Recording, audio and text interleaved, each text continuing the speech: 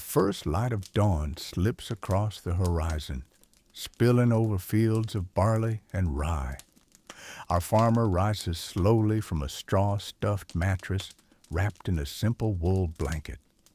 The room is dim, lit only by the faint glow through a wooden shutter. His home is modest, built of timber and wattle, its walls packed with clay. The floor is hard earth, scattered with rushes to soften the step. In the corner, a small fire has long since cooled, leaving only a faint trace of smoke. The farmer's wife stirs as well, preparing to light the morning hearth. Their children, still asleep, are curled together under a shared blanket. Life begins early here because daylight is precious. Breakfast is simple, perhaps a coarse loaf of bread, baked days before, dipped in warm ale or watered milk. Some mornings there is a little cheese or an onion sliced thin. Meat is rare, reserved for feast days or when the village hunts together, but this humble meal is enough to give strength for the long day ahead. As he steps outside, the air is cool and fresh, carrying the scent of damp earth. The sounds of the village rise slowly, roosters crowing, sheep bleating, the distant splash of water as a neighbor fills a wooden bucket at the stream. It is not a world of hurry, but one of rhythm. The day is shaped by the sun, and all work bends to its path.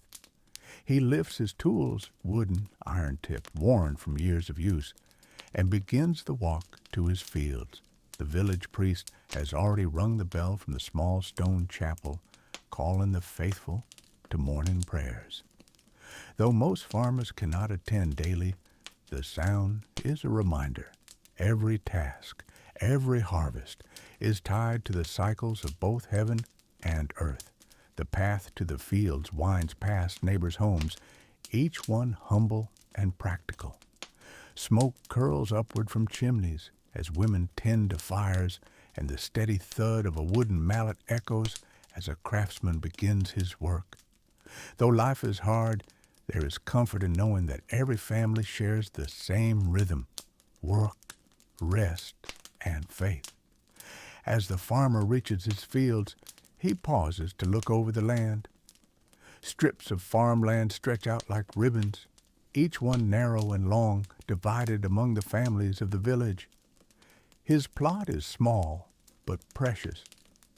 Here grow the grains that feed his household: barley for bread, oats for porridge, rye for ale.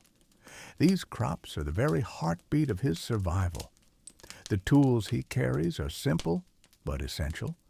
A wooden plow, its iron tip glinting faintly in the morning light, cuts the soil. Sometimes, if fortune allows, the farmer borrows an ox from a wealthier neighbor to pull the plow. But often, the work is done by hand, shoulders bent, step by step. The soil is heavy, but he knows it must be turned, for without this effort, no harvest will come. In the next field, his neighbor scatters seed by hand, a slow and rhythmic movement. The grains fall into the furrows, where they will rest until the rains coax them to life. Birds circle overhead, swooping to steal what they can, but such losses are expected. The farmer works steadily, patiently, for farming is less about rushing and more about trusting the seasons. When the sun climbs higher, he tends to the animals. His family keeps a few chickens scratching near the cottage door. Their eggs, though small, are a valuable gift, often traded with neighbors.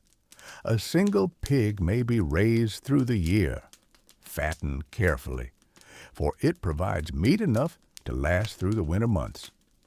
Sheep graze nearby, their wool more valuable than their meat, spun by the farmer's wife into thread that can be woven into cloth.